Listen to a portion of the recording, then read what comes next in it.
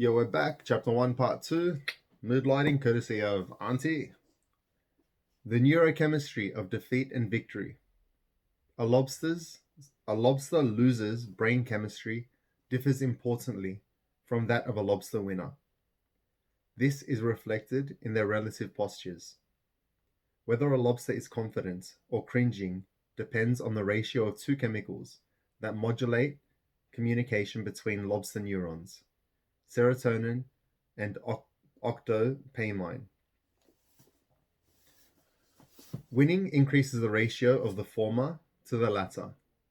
A lobster with high levels of serotonin and low levels of octopamine is a cocky, strutting sort of shellfish, much less likely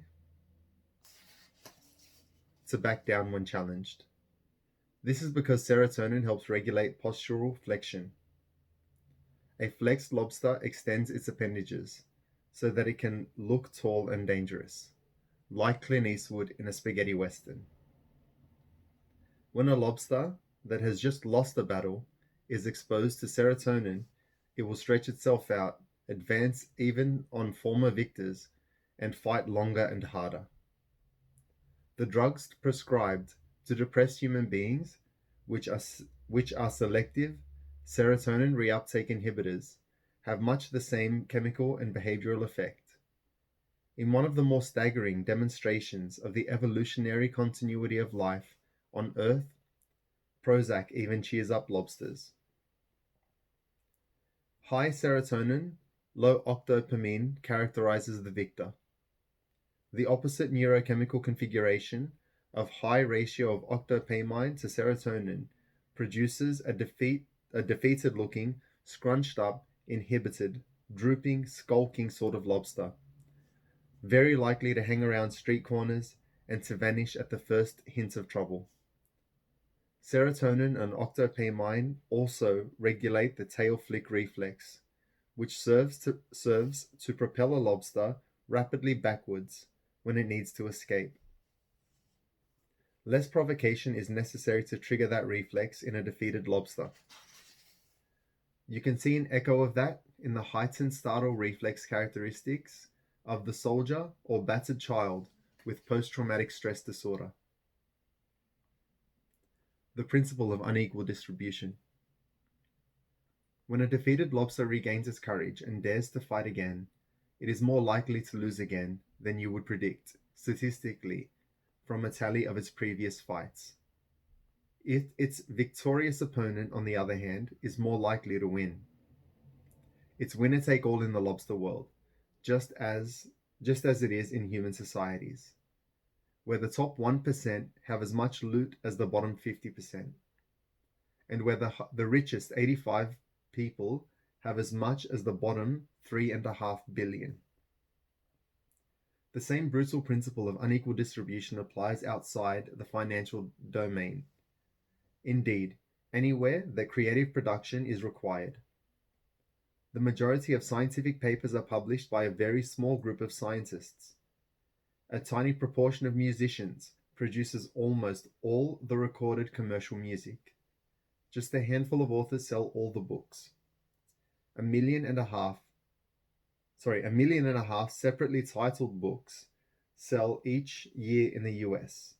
However, only 500 of these sell more than 100,000 copies.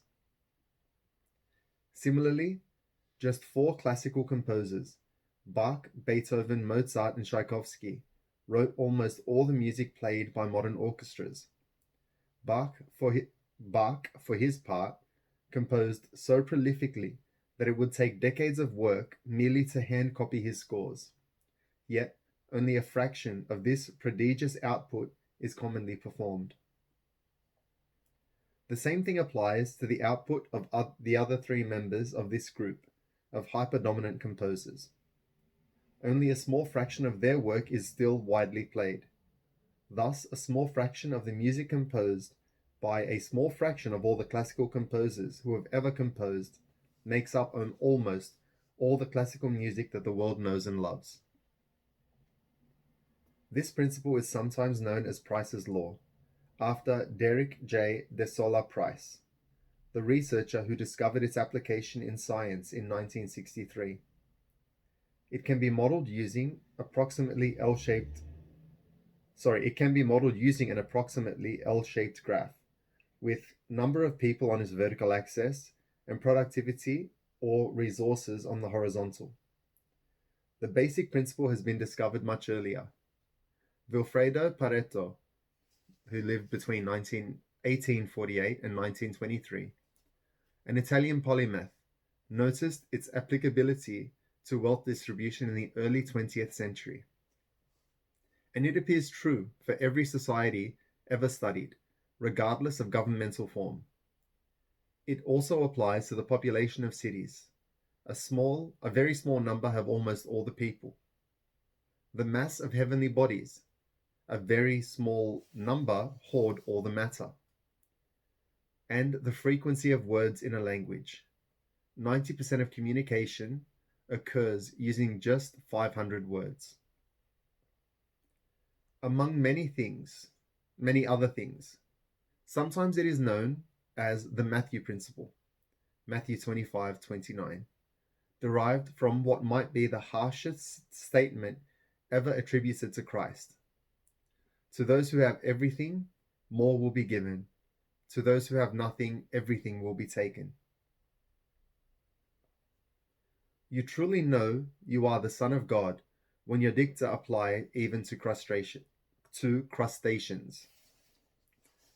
Back to the fractious shellfish. It doesn't take that long before lobsters, testing each other out, learn who can be messed with and who should be given a wide berth. And once they have learned, the resulting hierarchy is exceedingly stable. All a victor needs to do once he has won is to wiggle his antennae in a threatening manner, and a previous opponent will vanish in a puff of sand before him. A weaker lobster will quit trying to accept his lowly status.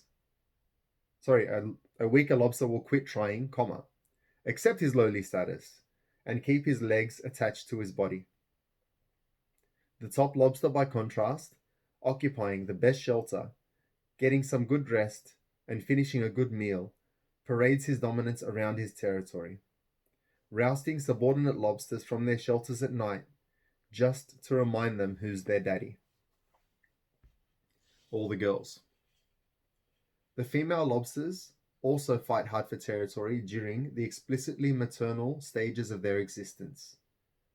Identify the top guy quickly and become irresistibly attracted to him. This is a brilliant strategy in my estimation. It's also one used by females of many different species, including humans. Instead of undertaking the computationally difficult task of identifying the best man, the females outsource the problem to the machine-like calculations of the dominance hierarchy. They let the males fight it out and peel their paramours from the top. That is very much what happens with stock market pricing, where the value of any particular enterprise is determined through the competition of all. When the females are ready to shed their shells and soften up a bit, they become interested in mating. They start hanging around the dominant lobster's pad, spraying attractive scents and aphrodisiacs towards him, trying to seduce him. His aggression has made him successful, so he's likely to react in a dominant, irritable manner. Furthermore, he's large, healthy, and powerful. It's no easy task to switch his attention from fighting to mating. If properly charmed, however, he will change his behavior towards the female. This is the lobster equivalent of 50 Shades of Grey, the fastest selling paperback of all time, and the eternal Beauty and the Beast plot of archetypal romance. This is the pattern of behavior continually represented in the sexual explicit literary fantasies that are as popular among women as provocative images of naked women are among men. It should be pointed out, however, that sheer physical power is an unstable basis on which to found lasting dominance, as the Dutch primatologist Frans de Waal has taken pains to demonstrate. Among the chimp troops he studied, males who were successful in the longer term had to buttress their physical prowess with more sophisticated attributes. Even the most brutal chimp despot can be taken down, after all, by two opponents, each 3/4 as mean. In consequence, males who stay on top longer are those who form reciprocal coalitions with their lower status compatriots, and who pay careful attention to the troop's females and their infants. The political ploy of baby kissing is literally millions of years old, but lobsters are still comparatively primitive, so the bare plot elements of Beauty and the Beast suffice for them. Once the lobster has been successfully charmed, the successful female lobster will disrobe, shedding her shell, making herself dangerously soft, vulnerable, and ready to mate. At the right moment, the male, now converted into a careful lover, deposits a packet of sperm into the appropriate receptacle. Afterwards, the female hangs around and hardens up for a couple of weeks. Another phenomenon not entirely unknown to human beings. At her leisure, she returns to her own domicile, laden with fertilized eggs. At this point, another female will attempt the same thing, and so on. The dominant male, with his upright and confident posture, not only gets the prime real estate and easiest to access to the best hunting grounds, he also gets all the girls. It is exponentially more worthwhile to be successful if you are a lobster and male. Why is all this relevant?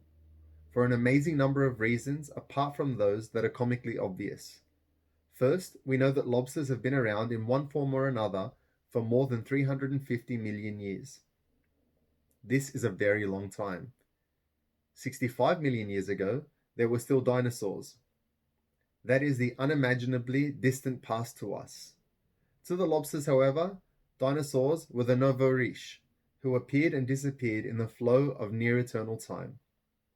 This means that the dominance hierarchies have been an essentially permanent feature of the environment to which all complex life has adapted. A third of a billion years ago, brains and nervous systems were comparatively simple. Nonetheless, they already had the structure and neurochemistry necessary to process information about status and society. The importance of this fact can hardly be overstated. The nature of nature. It is a truism of biology that evolution is conservative. When something evolves, it must build upon what nature has already produced. New features may be added, and old features may undergo some alteration, but most things remain the same. It is for this reason that the wings of bats and the hands of human beings and the fins of whales look astonishingly alike in their skeletal form. They even have the same number of bones. Evolution laid down the cornerstones for basic physiology long ago. Now, evolution works in large part through variation and natural selection. Variation exists for many reasons, including gene shuffling, to put it simply, and random mutation. Individuals vary within a species for such reasons. Nature chooses from among them across time. That theory, as stated, appears to account for the continual alterations of life forms over the eons. But there's an additional question lurking under the surface. What exactly is the nature in natural selection? What exactly is the environment to which animals adapt? We make many assumptions about nature, about the environment, and these have consequences.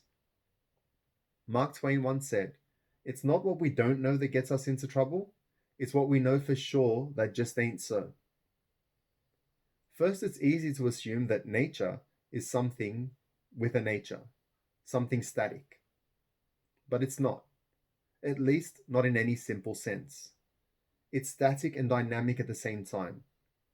The environment, the nature that selects, itself transforms. The famous yin-yang symbols of the Taoists capture this beautifully.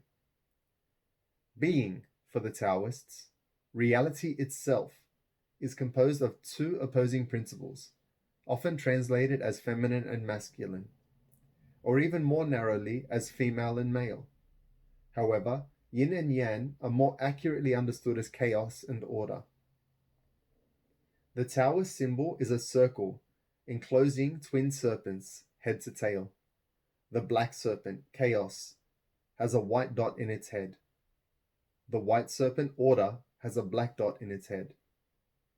This is because chaos and order are interchangeable, as well as externally juxtaposed. There is nothing so certain that it cannot vary. Even the sun itself has cycles of instability. Likewise, there is nothing so mutable that it cannot be fixed. Every revolution produces a new order. Even death is simultaneously a metamorphosis. Considering nature as purely static produces serious errors of apprehension. Nature selects. The idea of selects contains implicitly nested within it the idea of fitness. It is fitness that is selected. Fitness, roughly speaking, is the probability that a given organism will leave offspring, will propagate its genes through time. The fit in fitness is therefore the matching of organismal attributes to environmental demand. If that demand is conceptualized as static, if nature is conceptualized as eternal and unchanging, then evolution is a never-ending series of linear improvements, and fitness is something that can be ever more closely approximated across time. The still powerful Victorian idea of evolutionary progress, with man at the pinnacle, is a partial consequence of this model of nature. It produces the erroneous notion that there is a destination of natural selection, increasing fitness to the environment, and that it can be conceptualized as a fixed point. But nature, the selecting agent, is not a static selector, not in any simple sense. Nature dresses differently for each occasion. Nature varies like a musical score, and that, in part, explains why music produces its deep intimations of meaning. As the environment supporting a species transforms and changes, the features that make a given individual successful in surviving and reproducing also transform and change. Thus, the theory of natural selection does not posit creatures matching themselves ever more precisely to a template specified by the world. It is more that creatures are in a dance with nature, albeit one that is deadly. In my kingdom, as the Red Queen tells Alice in Wonderland, you have to run as fast as you can just to stay in the same place. No one standing still can triumph, no matter how well constituted. Nature is not simply dynamic either. Some things change quickly, but they are nested within other things that change less quickly. Music frequently models this too. Leaves change more quickly than trees, and trees more quickly than forests. Weather changes faster than climate. If it wasn't this way, then the conservatism of evolution would not work, as the basic morphology of arms and hands would have to change as fast as the length of arm bones and the function of fingers. It's chaos within order, within chaos, within higher order. The order that is the most real is the order that is most unchanging. And that is not necessarily the order that is the most easily seen. The leaf, when perceived, might be blind to the observer tree. The tree can be blind to the forest. And some things that are most real, such as the ever-present dominance of hierarchy, cannot be seen at all. It is also a mistake to conceptualize nature romantically. Rich, modern city dwellers, survived by hot baking concrete, imagine the environment as something pristine and paradisal, like a French Impressionist landscape. Eco-activists are more idealistic in their viewpoint envision nature as harmoniously balanced and perfect, absent the disruptions and depredations of mankind. Unfortunately, the environment is also elephantitis and guinea worms. Don't ask.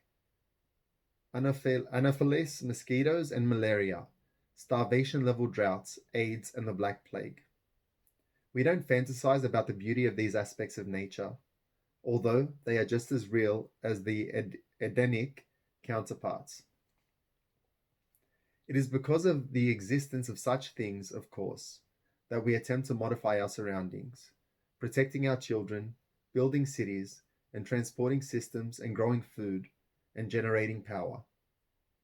If Mother Nature wasn't so hell bent on our destruction, it would be easier for us to exist in simple harmony with her dictates. And this brings us to a third erroneous concept, that nature is something strictly segregated from the cultural constructs that have emerged within it. The order within chaos, the order being, the order within chaos, and order being all the more natural the longer it has lasted. This is because nature is what selects, and the longer a feature has existed, the more time it has had to be selected and to shape life. It does not matter whether that feature is physical and biological or social and cultural. All that matters from a Darwinian perspective is permanence. And the dominance hierarchy, however social or cultural it may appear, has been around for some 500 million years. It's permanent. It's real. The dominance hierarchy is not about capitalism. It's not about communism either, for that matter. It's not about the military-industrial complex. It's not about the patriarchy, that disposable, malleable, arbitrary cultural artifact. It's not even a human creation, not in the most profound sense. It is instead a near-eternal aspect of the environment, and much of what is blamed on these more ephemeral manifestations is a consequence of its unchanging existence. We, the sovereign we, the we that has been around since the beginning of life, have lived in a dominance hierarchy for a long, long time. We were struggling for position before we had skin, or hands, or lungs, or bones. There is little more natural than culture. Dominance hierarchies are older than trees. The part of our brain that keeps track of our position in the dominance hierarchy is therefore exceptionally ancient and fundamental. It is a master control system, modulating our perceptions, values, emotions, thoughts, and actions. It powerfully affects every aspect of our being, continuous and unconscious alike. This is why, when we are defeated, we act very much like lobsters who have lost a fight. Our posture drops. We face the ground. We feel threatened, hurt, anxious, and weak. If things do not improve, we become chronically depressed. Under such conditions, we can't easily put up the kind of fight that life demands, and we become easy targets for harder shelled bullies. And it is not only the behavioral and experiential similarities that are striking. Much of the basic neurochemistry is the same. Consider serotonin, the chemical that governs posture and escape in the lobster. Low-ranking lobsters produce comparatively low levels of serotonin. This is also true of low-ranking human beings, and those low levels decrease more with each defeat. Low serotonin means decreased confidence. Low serotonin means more response to stress and costlier physical preparedness for emergencies, as anything whatsoever may happen at any time at the bottom of the dominance hierarchy, and rarely something good. Low serotonin means less happiness and more pain and anxiety, more illness and a shorter lifespan among humans, just as among crustaceans. Higher spots in the dominance hierarchy and the higher serotonin levels, typically of those who inhabit them, are characterized by less illness, misery, and death. And when factors such as absolute income, or number of decaying food scraps are held constant, the importance of this can hardly be overstated. So we're at 25 minutes. We're going to continue our way through chapter 1. I think it's going to take a bit more than just 3 parts. Thank you all for watching. I'll see you next time.